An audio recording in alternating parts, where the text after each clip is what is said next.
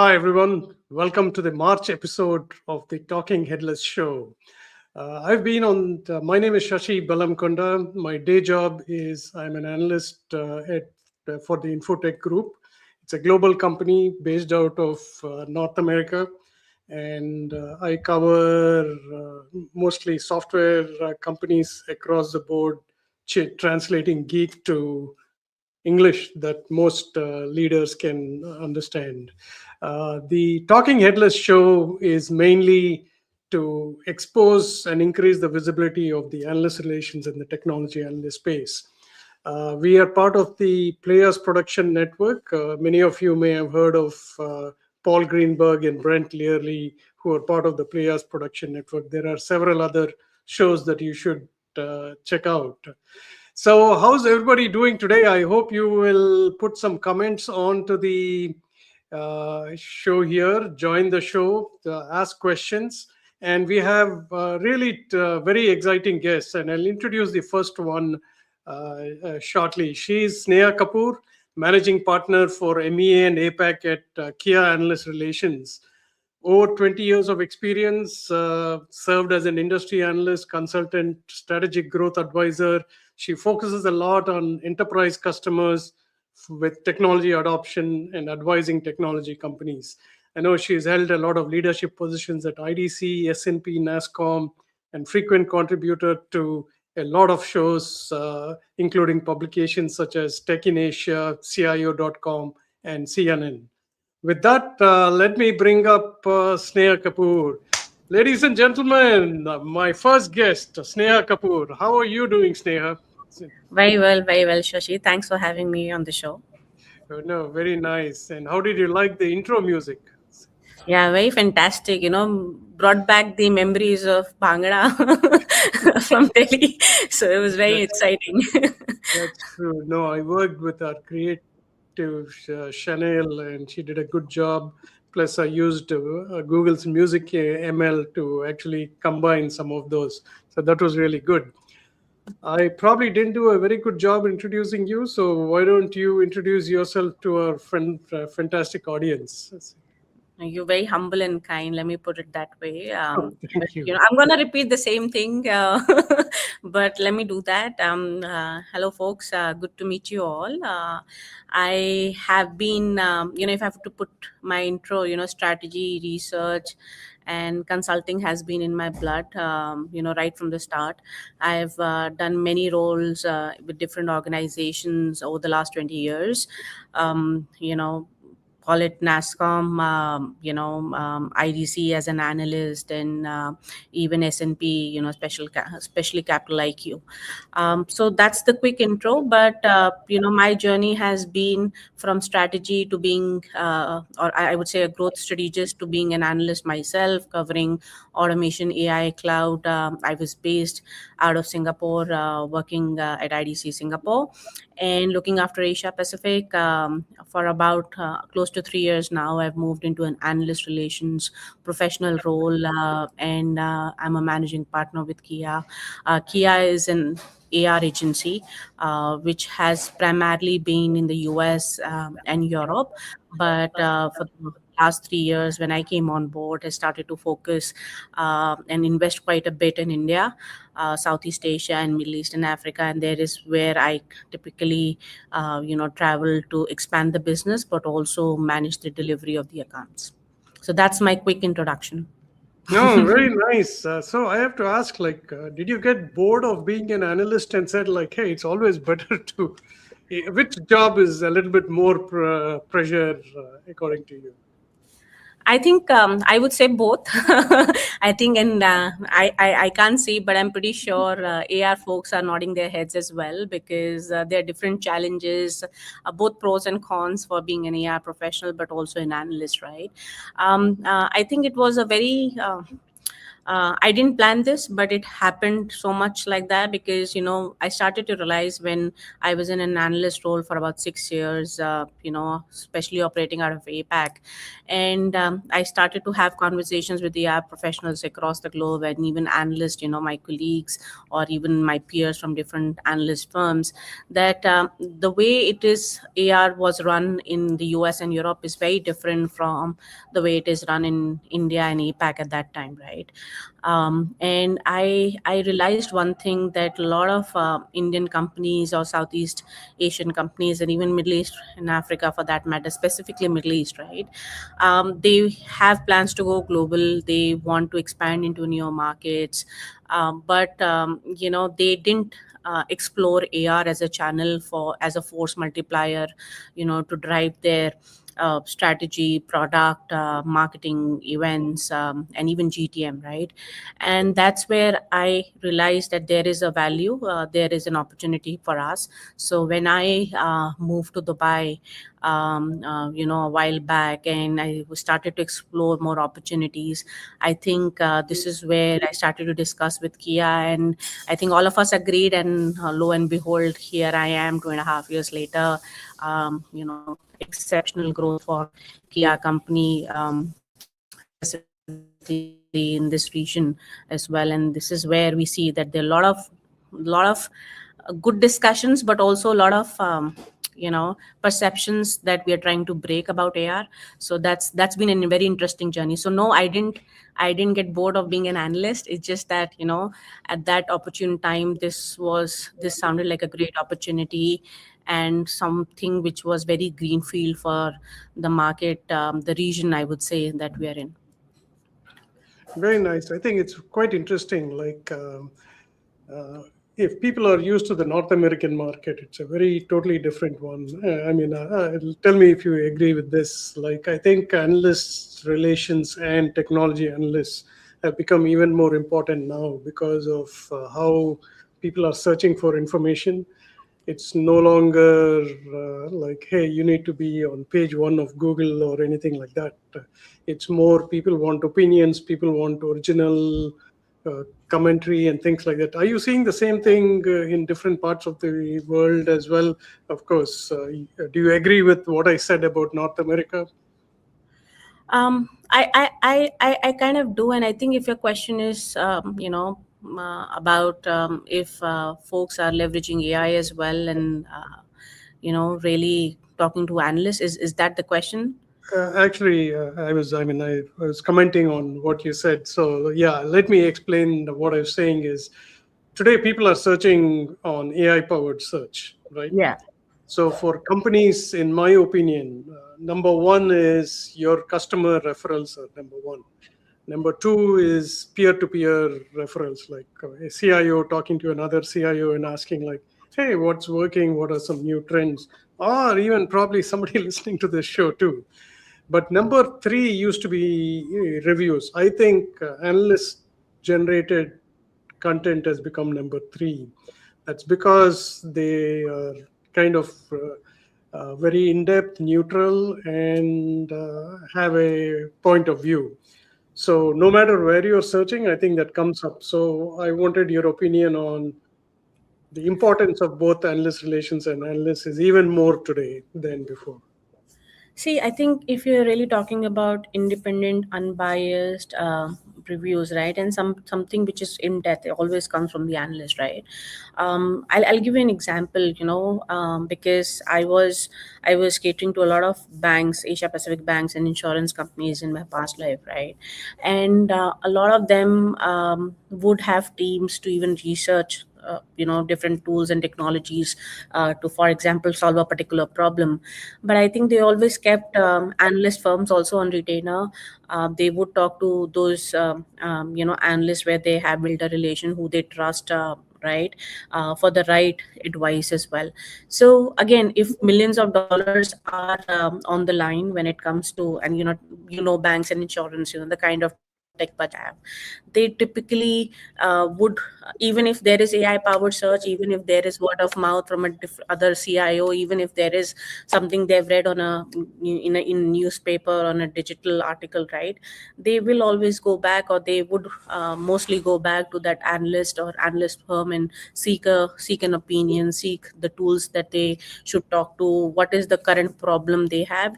Even a lot of them, even for example, VCs talk to a lot of these analyst firms to see which companies they should be investing in, right? So there's a lot of ways. I would say there is still a very there are different views as to what is the rank in terms of, or how important our analyst reviews. But the world I see right now, they're still very relevant, and they are driving a lot of dollar value impact even on the deals.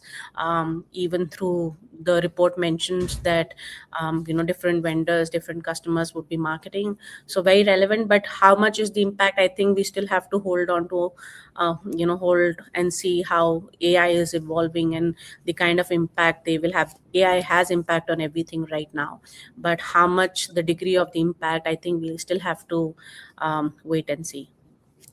Nice. I've had this show has been, I would call it a global show because I've had guests from Europe. I've had like Anushka actually was in the UK and then she moved to the US. Virve, who was in the last show, uh, has been here from Finland for many years.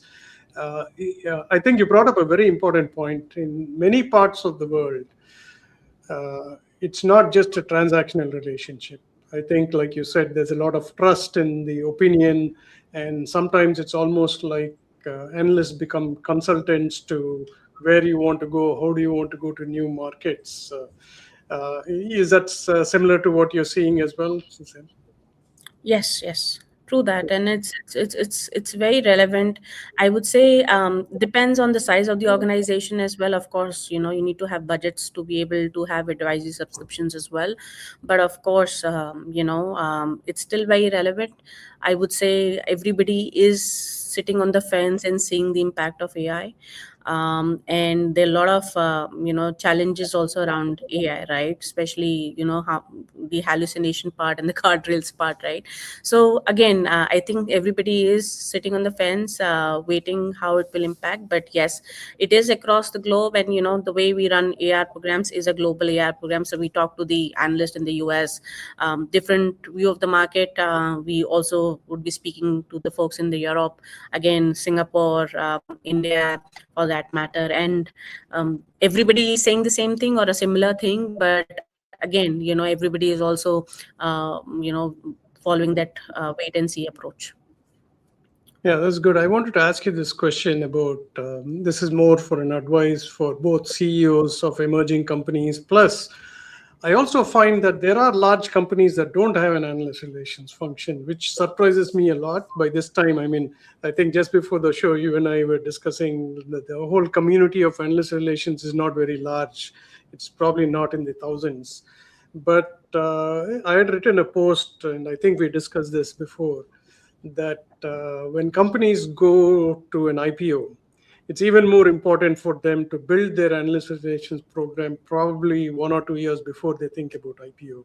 I think we're hearing SpaceX is going to do an IPO very soon, but I don't know if they have an analyst relations person or not. I've not seen any.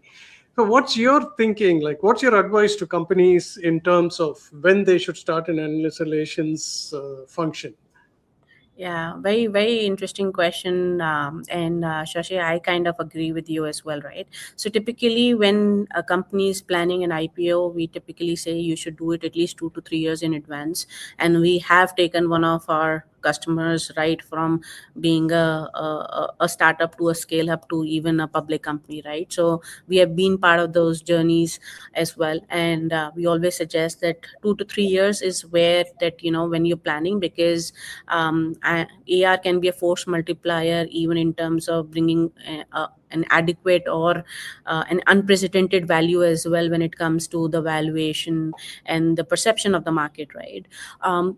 Even for companies who are planning to raise funds, we typically say at least do it 1 year in advance, because that is where the people, the VCs or the customers, or even when you're trying to hire interesting people, when you have raised funds, they need to be they need to know more about you as well. And which sources would they go to? They would go to maybe analyst firms reports as another validation as well. VC again, when VCs will be investing, and if they are talking to the analyst and the analyst firms, they would also be checking on your company. And the same thing about even partners. If you are a product company and looking for partners, again, those partners get maybe 10, 20, 30 mails from different vendors in a month, right? Maybe more service provider or a reseller. How would you differentiate, right? So if you want that story, use your story, your information as a currency to really drive the impact, you should start investing in doing analyst relations. So I think that is something we usually suggest to most of our prospects who and the ones who have also become our customers. Very nice. I think a very detailed answer. Thank you very much. So, as a follow up to that, when I'm talking I mean, and this is an open invitation for anybody who's listening, I love talking to other peers, both analysts and analyst relations. So, if anybody wants to reach out, it could just be, I think, Emma Flanagan on one of the episodes that said like agenda-less conversations are very, very true. I mean, I find that a good way to build relationships doesn't have to be commercial at all. I think that's how we met. We were part of the women in product marketing thing. So I think the question that I wanted to ask is, what are some strategies that you would recommend to build credibility with the leadership level and actually measure that ROI? And where my previous conversation came up and I lost my chain of thought there is, people just keep saying like there are different ways that analyst relations is measured in many companies, right? So throw some light on what your point of view is on how do you build executive buy-in and how do you measure ROI? Yeah, so very interesting and a difficult one as well. So I think, let me put it this way, right? What I have understood when I started to do hunting, right, for analyst relations in a market which is still new to AR. Let's start with India, right, or even Southeast Asia, or even Middle East, right? All three of them. I think I made my life difficult to accept that challenge that I will expand into these markets. But the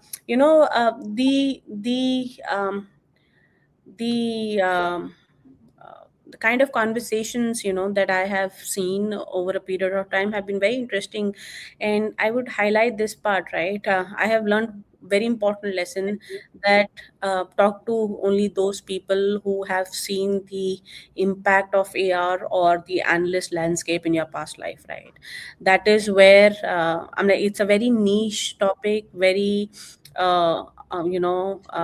the road less traveled kind of a discussion topic, but where we have seen where we have spoken to the prospects and the customers who have seen the impact of analyst relations, good analyst relations, comprehensive and strategic analyst relations, as well as those who've seen the impact of analyst in their previous organizations, are the best ones to start the conversation, right? So that is, I think, the most or the simplest of strategy that we I have learned over a period of time, but really works. So that is one thing. But of course, one of the quite a few things, but one of the biggest question is around the ROI impact as well, right? And this keeps many AR professionals up at night, trying to justify even to the sponsors within their organization, be it a very large SI or even a smaller product company or a platform company, right?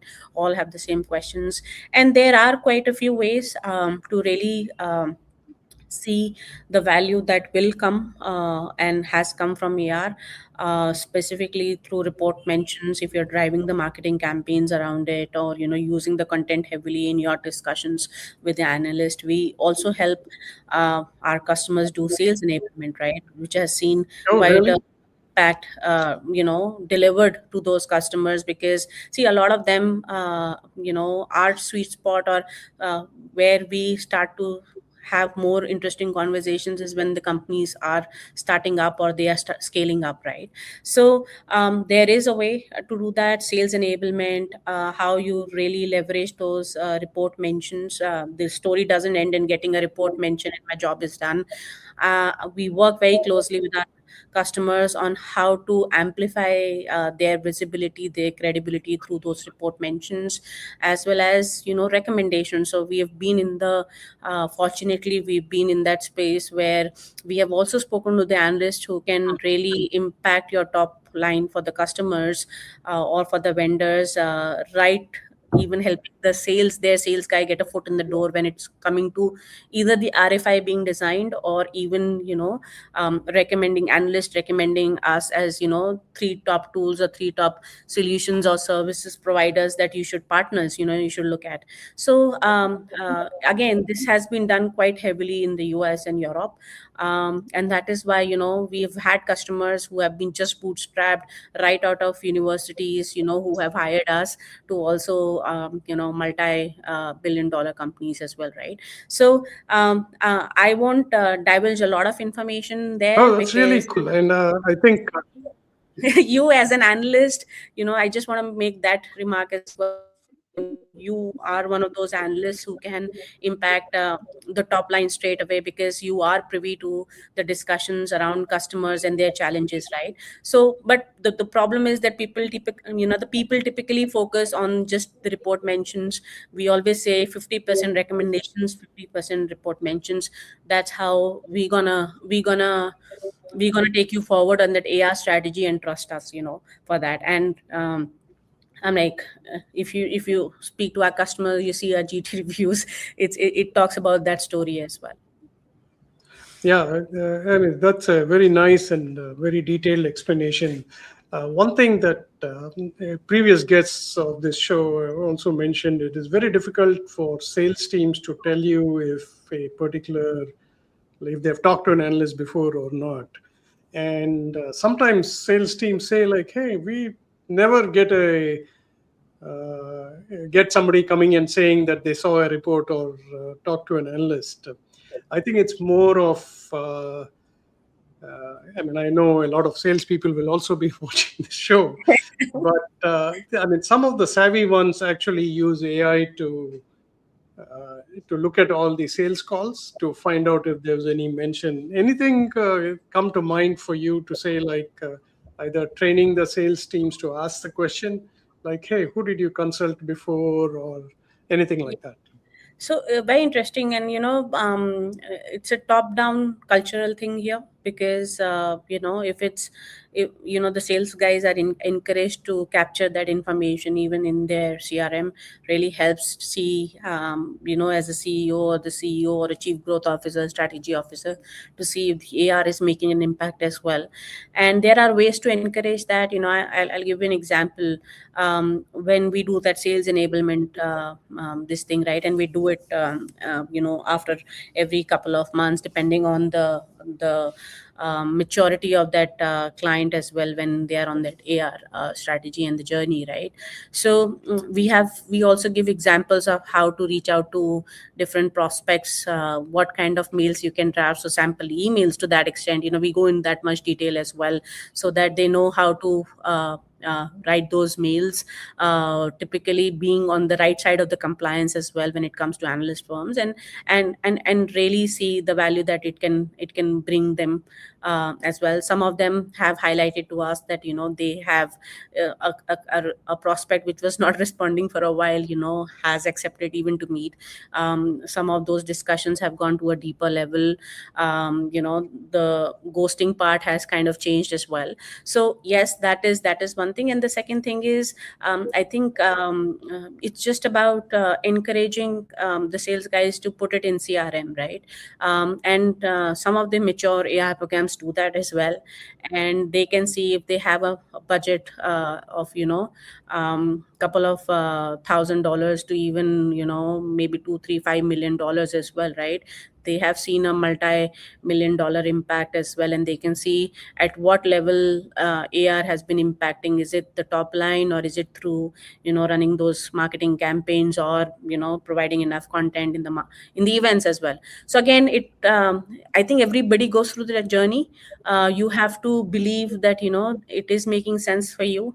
You have to see the value come from AR. I think that is when people will start to believe that AR works. AR can be a force multiplier and deliver value to you both in dollars, and as I said, be it strategy, product, GTM, events, marketing, right? So that's the thing. This is like a AR 101 so far, and I'm sure when Shawn Rogers comes on, that'll be a different. But I wanted to ask a question about moving it slightly differently to analysts. Like, how do you engage analysts? How do you get them interested? And what kind of relationship should analyst relations people think about when they are approaching analysts? I think the way we do it, and what has worked for me as well when I was an analyst, right? I used to get a lot of messaging on LinkedIn, or those cold emails as well, right? I think the right elevator pitch about a company is very important, and it only happens when you know the platform, the product, or the service really well, right? And how we do that is because we do very deep dive kickoff workshops before we start to draft those elevator pitches as well. Again, that elevator pitch about that company has to match with the research and the interest of the analyst. So if I know Shashi likes this kind of pitches, so this is the coverage area, I will leverage that. I will read your research, and then draft it, right? It is not a templatized version which is created and then I am doing mass emailing, right? So I think it is really important in that. And a lot of people, a lot of analysts would accept if it kind of aligns with their research strategy, something they are interesting in. A lot of them, even if you go with the contrarian view, right? Again, that would be very interesting for some of the analysts, because they also are trying to solve two problems, right? One is uh, the different kind of solutions, or the different kind of research they want to write for their customers, enterprise customers. At the same time, how this particular market that they're focusing on, for example, CX, AI, agentic, how is that evolving? So the thought leadership piece is also very important. And a lot of times it is not about, it just does not only come from the enterprise customers, right? It also comes from the peers the analysts are talking to, but also the vendors and service providers. Very nice, Neha. This was a brilliant conversation. I think we could go on and maybe create an entire course on this. But ladies and gentlemen, we're going to take a short break. Sneha will be in the green room, willing to answer your questions on your comments, and we'll bring her back. Right now, we're going to start with an episode that I'm calling as Marketing While Brown. See you in a bit, Sneha. Sure.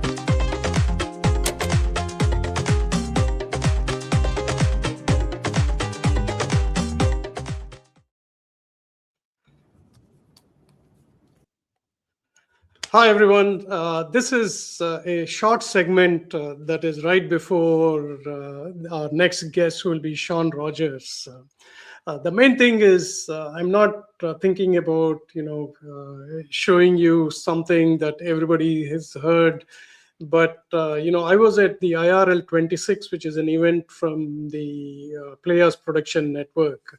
So the company that I came across, and I met Ruthie Greenberg from this, is Kaltura. Usually, I've been showcasing very small companies or startups, but this is not a startup. It's been in business for many years. It's a video collaboration platform or a video event platform. I mean, One thing that I really liked is they were had three simultaneous streams running. The quality is really very good.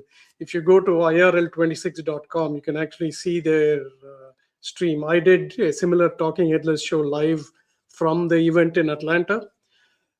They have, you can actually have a conversation with agentic avatars. You can have video events, webinars, and many others. One thing that was very interesting is that, after you produce a webinar, and a lot of people that I speak to say, like, we really don't know the ROI of a webinar because we produce it, not many people attend it, and we don't know what to do next. So I think software companies like Kaltura actually let you create content post webinars too. And then recently they bought Path Factory, so I'm expecting that you will know who attended, what stage of the journey they are in. So Kaltura.com is what it is. If you have any suggestions, both for speakers on Talking Headless Show or for companies, please feel free to connect on LinkedIn and send me a thing. With that, I'm going to bring up our next guest. Before I bring him up to the stage, I have to thank him a lot because the first event I attended as an analyst several years ago, one of the first people I met was Shawn, and he's like kind of a big deal, which you'll really see when I bring him up. But his journey has been, but he was very nice to me and introduced to me to a lot of other people, and also gave me a little bit of the lay of the land about analysts. He's a CEO of Bark USA and has over 28 years of experience, very internationally recognized analyst, and he's exchanged a few stories as a road warrior with me. And he speaks, he was actually speaking at several of the events that I attended on data, business influence, analytics, AI, ML. And also, he's been in a lot of software companies like TIBCO. I think most people will be familiar with that, Quest, Statistica, and Dell. So he has a very unique perspective. Just like Sneha, I'm sure we're going to enjoy the next conversation with him. So, ladies and gentlemen, here's Shawn Rogers. Hey, Shawn, how are you doing? I'm wonderful. How are you? I'm good. Thank you. Thank you so much for joining the March Talking Headless show today. I appreciate you having me. I've been looking forward to the conversation. Oh, very nice. So let's talk about your journey to becoming an analyst. I mean, you were a CMO in some parts, so many different roles that you've played. So tell everybody about your journey to becoming an analyst. I came at it from maybe a unique angle. I began as a member of the press. I was one of the co-founders and owners of Data Management Review magazine, a print publication. So it indicates how old I am. And we covered data management and early on business intelligence and the original things around data warehousing and data marts and data in general. So that was back in the 90s. And since then, we were fortunate to sell the magazine. And I went on with my business partner to co-found a thing called the Business Intelligence Network. Again, a marketing and press-oriented company that covered our space of data and analytics and so on. And eventually that journey took me to becoming an analyst and then eventually took me to the vendor side, which was very educational for me. As you mentioned, I've worked for a few of the larger enterprise software companies. So both of those things together opened the door for me to join and help expand Bark, BARC Research. And I am the CEO, as you mentioned, in the US, but we're a large global analyst firm, and we specialize just on data, analytics, AI, and those topics. So yeah, I'm old. I've been around a long time. I'm actually at an event this morning, traveling at a vendors program today. So it's always educational to be out and about. Thank you. No, I appreciate your joining despite being at an event. I think that's very nice of you to do that. Now, in your journey, what have you seen change in both analysts and analyst relations space? Wow. Simple question, big answer. I think in the analyst space, we're in a time of disruption for certain. If you look at the large or mega analyst firms, as they're often referred to as the top, the big three, things are interesting there right now. And things are changing. There's a lot of content in the market about economic challenges for the big guys in the space. And, you can go off and find all that stuff on the internet, breaking all of that stuff down. I think on the tier that follows, which is ideally where I would position Bark, things are constantly evolving. There's a lot of M&A and consolidation happening. So some of the really small firms have joined larger firms and so on, and that continues. And then the other things that are disrupting or making change, of course, is AI, which we could talk about for the entire segment if you'd like. AI is certainly making things very different for analyst companies, how they put their services together, how they add value for their customers, and frankly, how they defend against really cool, innovative tech like AI. So it is probably one of the most volatile times that I've seen, having been in this industry for a real long time. But I think it's very exciting. And, frankly, at Bark, we talk about it more as an opportunity than a challenge. Yep, that's true. And since Bark is a global company, I asked Neha this question and got a fantastic answer. I'm expecting the same from you. So putting you on the spot now, Shawn, is what are some nuances you see, like culturally or otherwise, between your analyst relations across different geographies? Well, it's markets are different. So being global, you have to be somewhat agile to accept the differences in the market. So doing business as an analyst in the United States, our offerings are common with the rest of the company, but there are some unique things. We see face-to-face as becoming really more important again, and I like that a lot. I miss that during the time when we didn't get face-to-face with our business friends, and that's happening a lot more. So here in the United States, last year we launched our Bark Data and Analytics Retreat in Colorado. That was very well attended, yeah, and successful, and we're doing it again here this year at the end of May. We do a similar and have been doing a similar event in Germany for our EMEA customers, and that event is 15 years old. So Bark itself is 25 years old. So we've been around for a while. So weathering these changes is important. But I think face-to-face is certainly something that is different between the regions. I think analyst footprint, as much as you see analysts like me and you at events and at programs, we travel a lot more in the US and attend a lot more of them in person, where my peers in EMEA don't do as much of that. So yeah, there's subtle differences. Of course, there's language differences. My company is headquartered here in the US, but as well in Würzburg, Germany. So we do a lot of German-based content. And have webinars and papers and events and all of those things in regional languages, which is quite important if you're a global analyst firm. That's true. No, excellent information. What are some things that companies should do to build a fruitful relationship with an analyst? The first thing I always kind of think of is get your executives on board.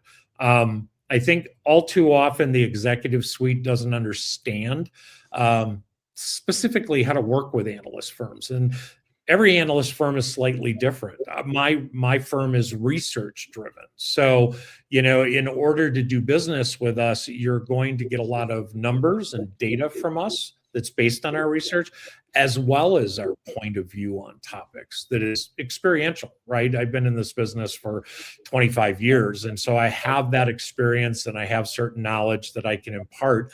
I think it's super valuable to couple it with research data so that it's not just my opinion or point of view, but that we're looking at hard numbers and some facts when we do it. But when you ask about how best to work with analyst firms, I think it's really important that the executive level management it participates, doesn't see it as a job or a nuisance. They see it as a valuable interaction, but that they also are willing to put in the effort to understand the differences from one analyst interaction to another. So some analysts in the space I would label as highly strategic analysts, and I think I fall into that bucket.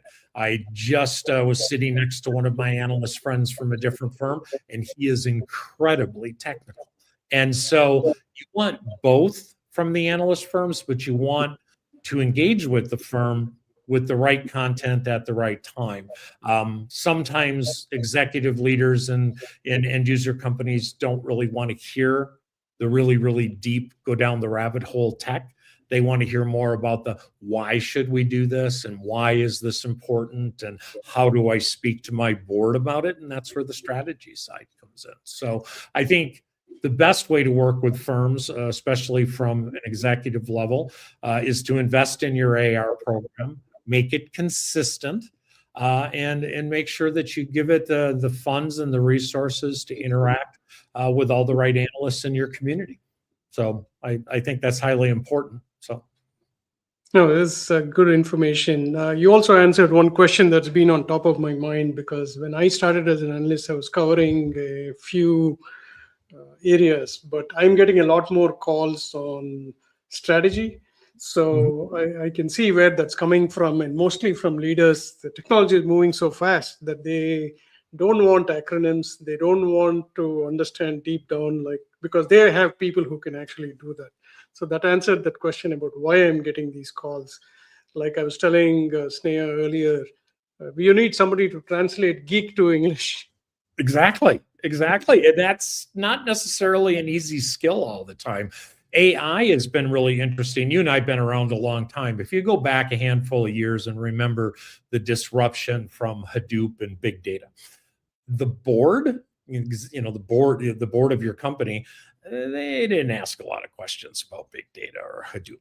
They weren't super interested in it. AI right now is a top-down initiative. The board is demanding, are we cutting back on our developers? Are we using Gen AI to produce marketing content?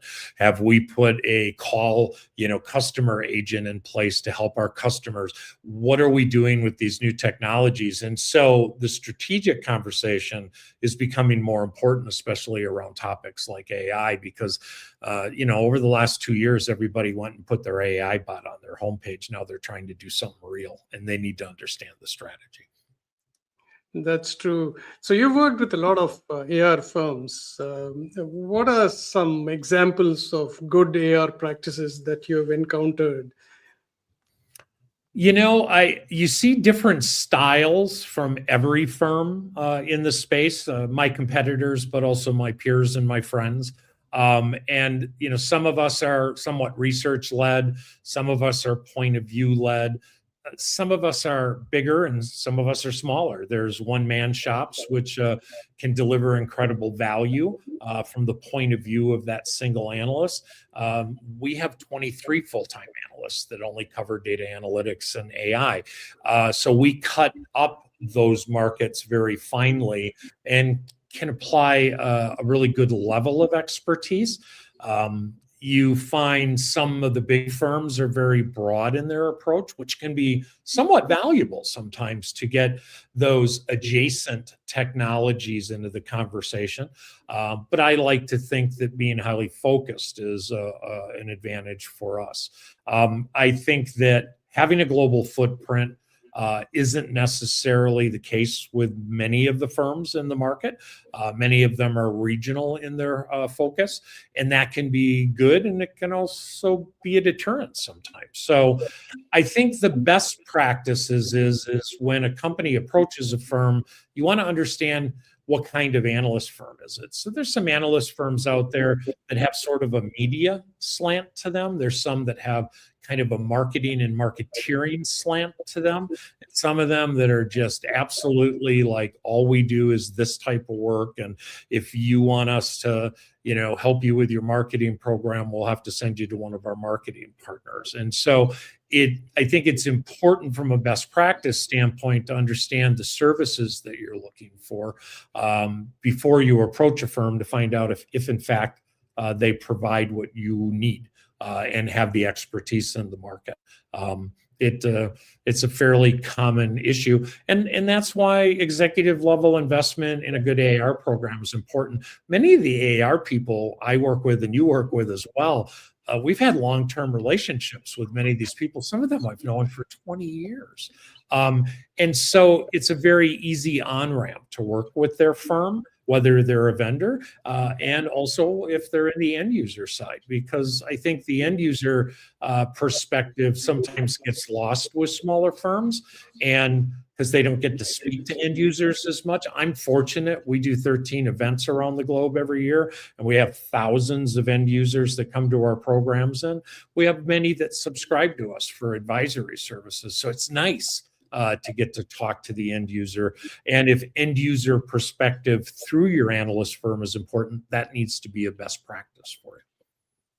That's good. And one thing that you brought up, which I really like about this community, both analyst relations and analysts, I think it's a very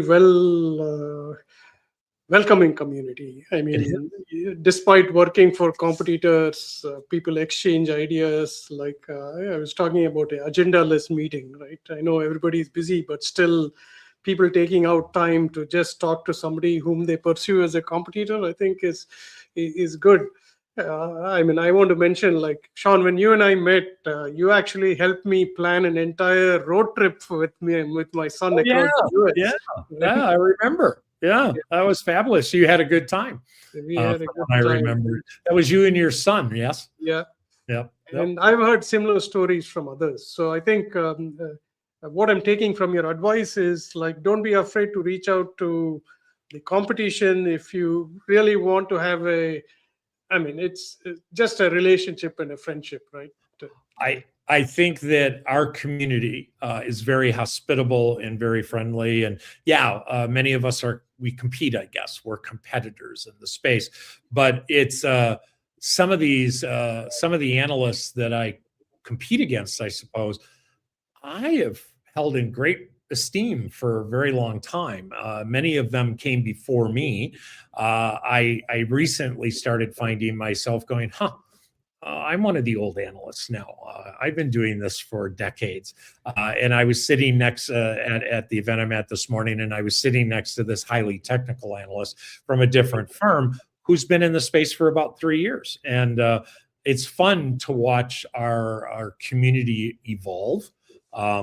Because the fresh perspective is very interesting. And I also find that I learn things from all my competitors, because if you put a bunch of us in the same room, we like to talk about what we know and what we're seeing and what we think is the hot trend. And I've been involved in some really wonderful debates and arguments at dinners where all my friends and competitors are in at the same table.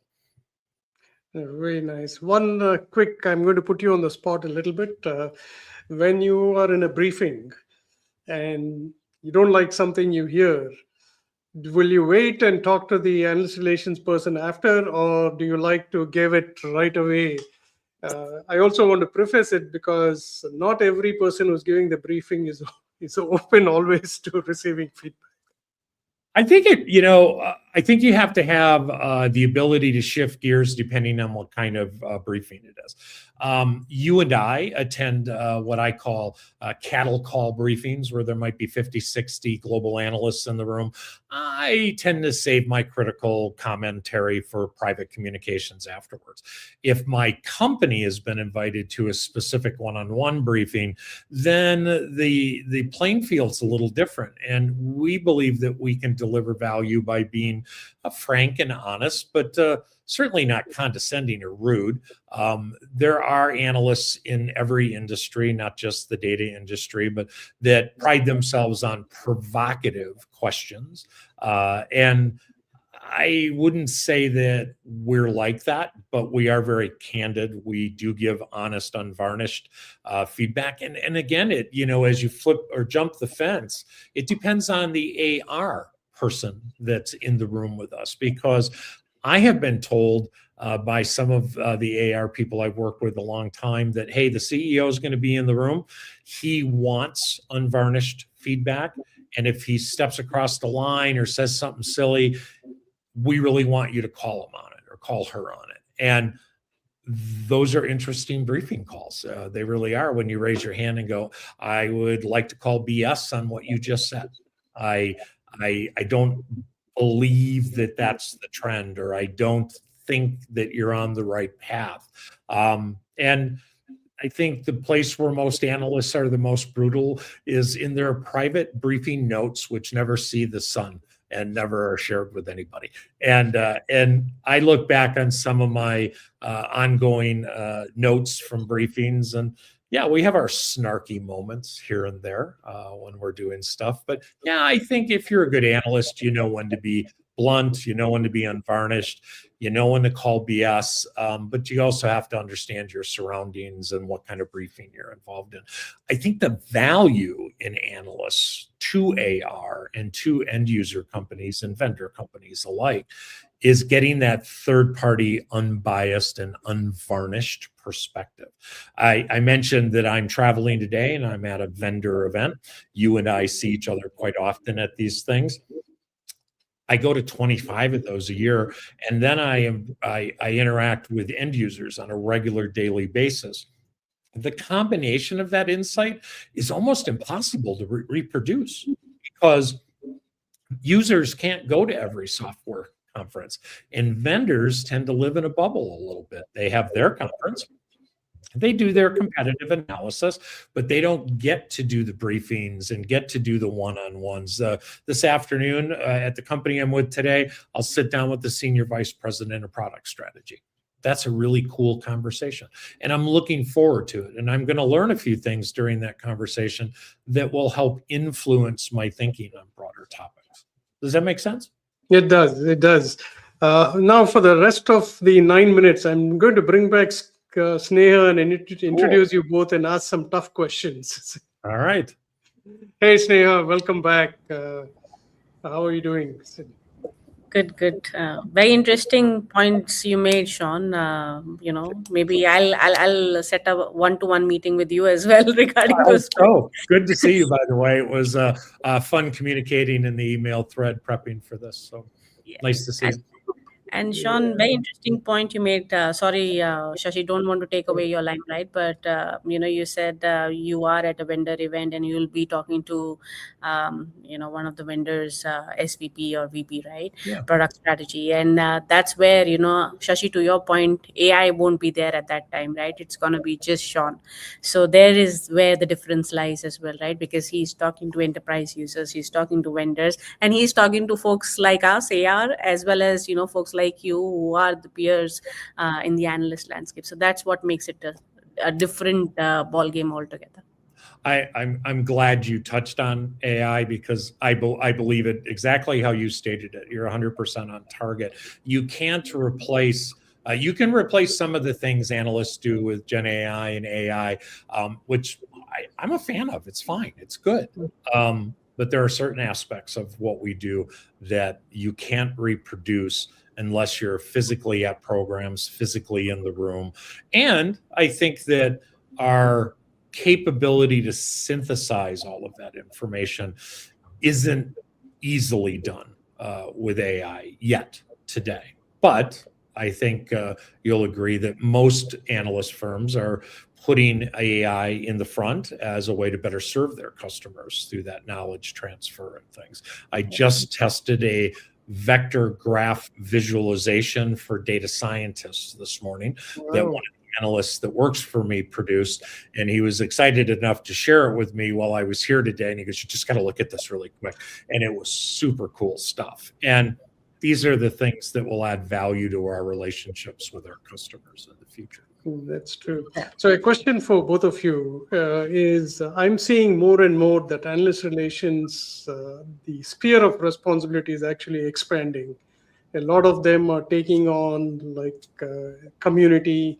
Many of them are taking on competitive intelligence. What are you both seeing? Maybe we'll start with you, Shawn, and then Sneha. I think it depends on the size of the company. It tends to dictate how diverse AR is.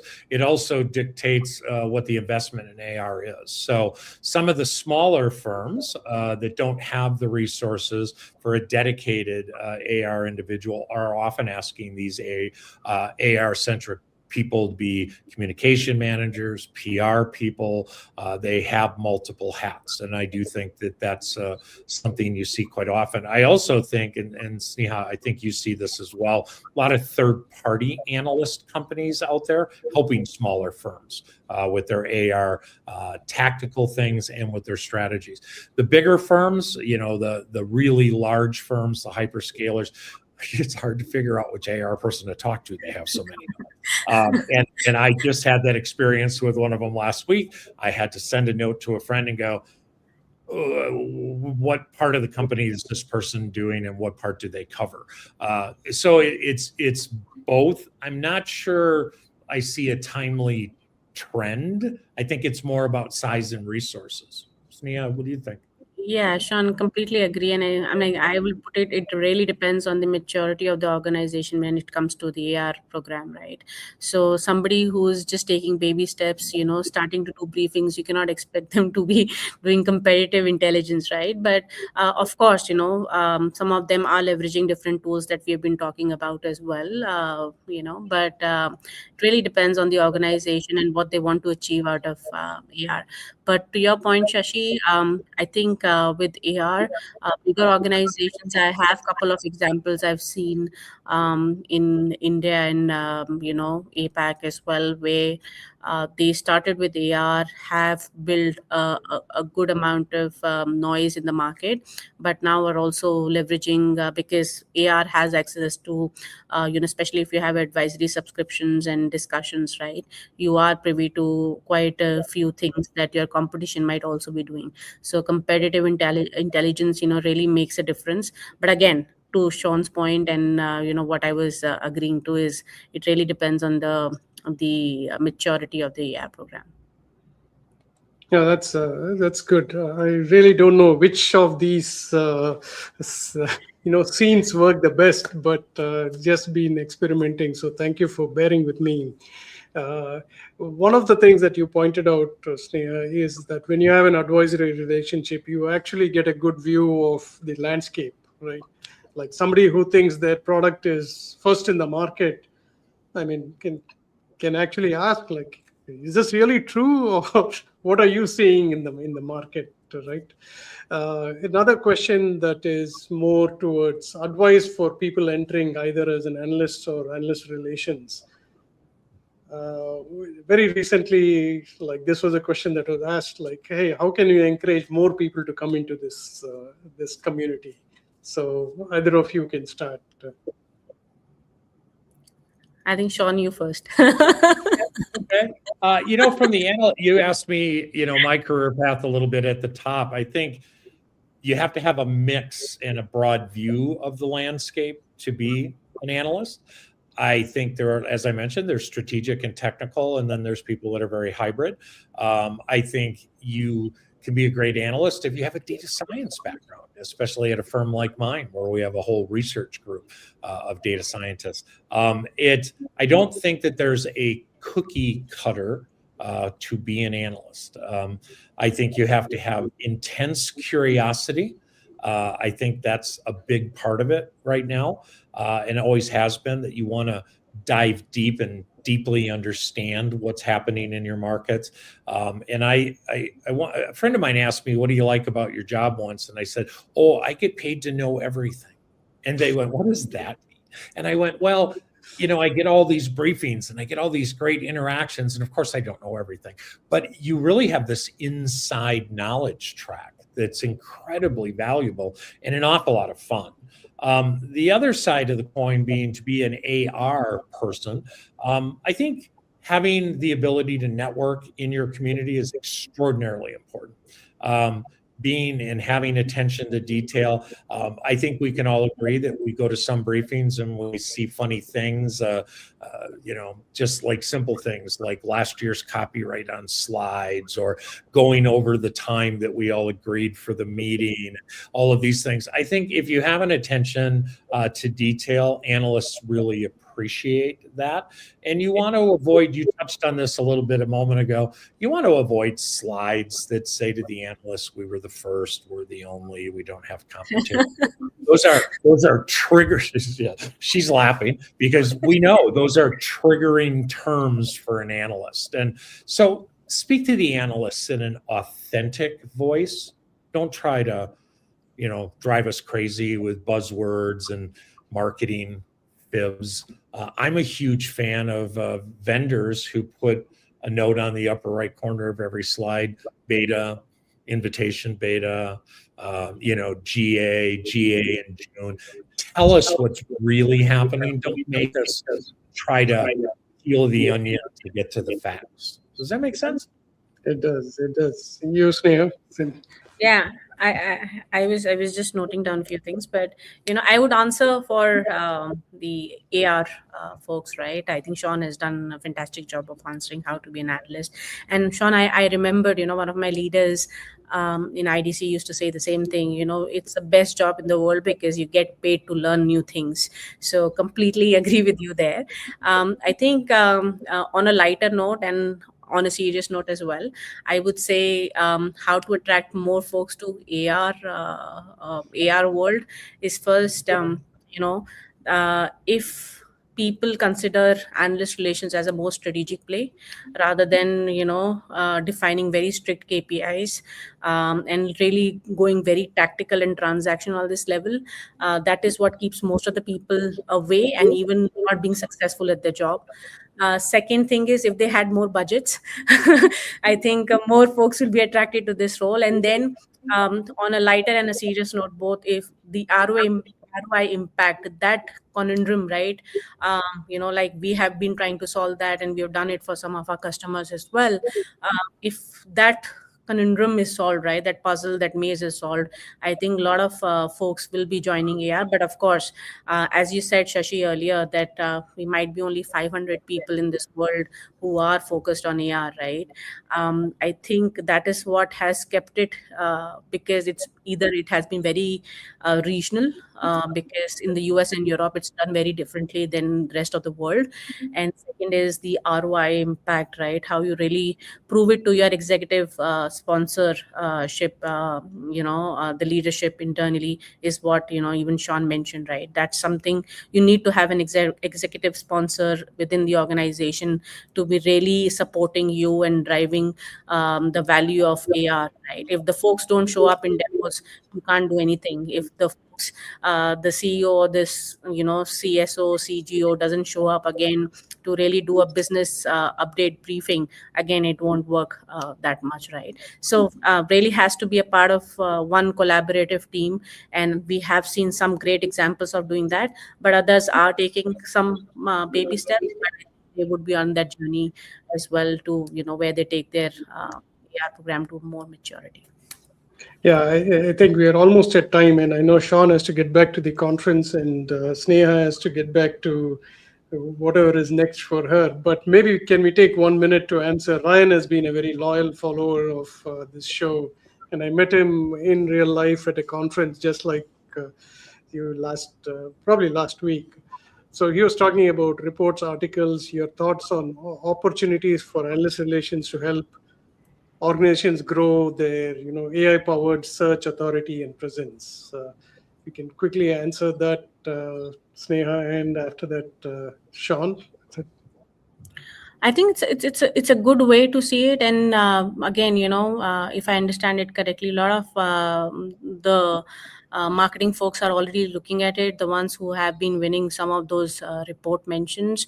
But again, I would say I would bring it back to the same point, Ryan. It really depends on the maturity of the organization, the how strategic or transactional or tactical it is, and how much bandwidth you really have in the team as well, right?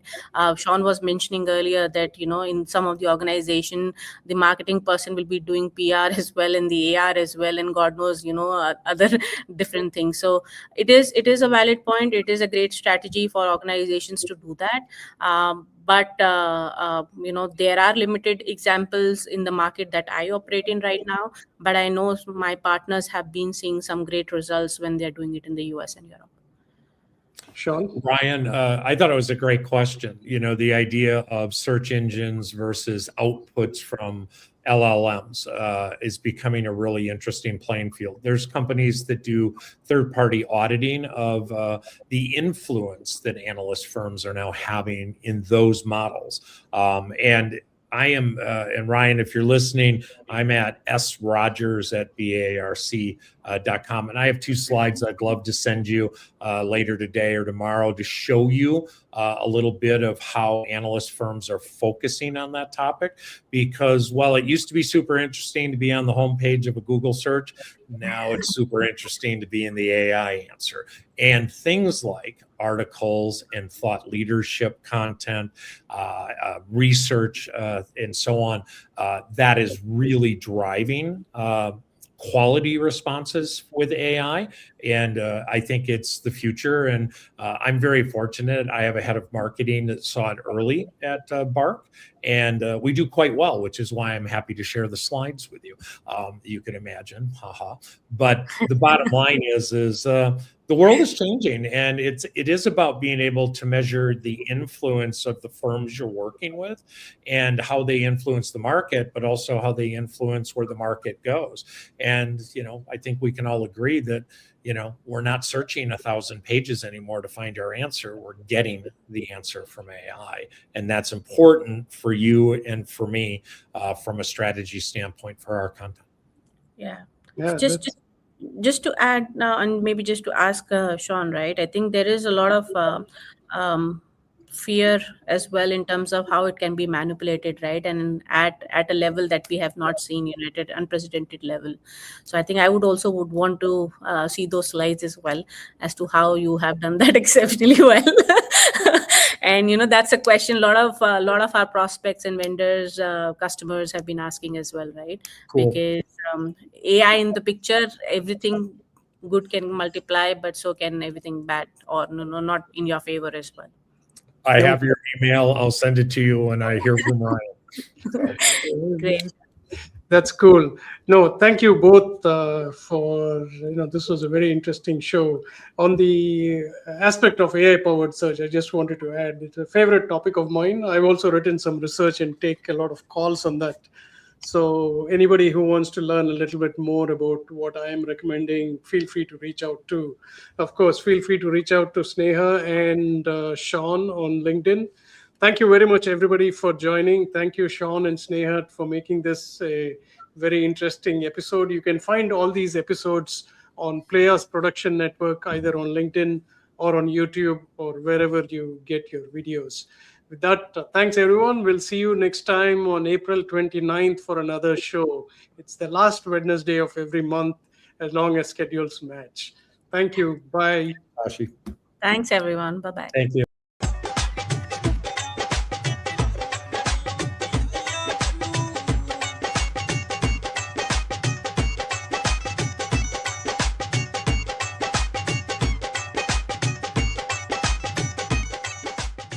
This has been a Players Productions Network digital broadcast.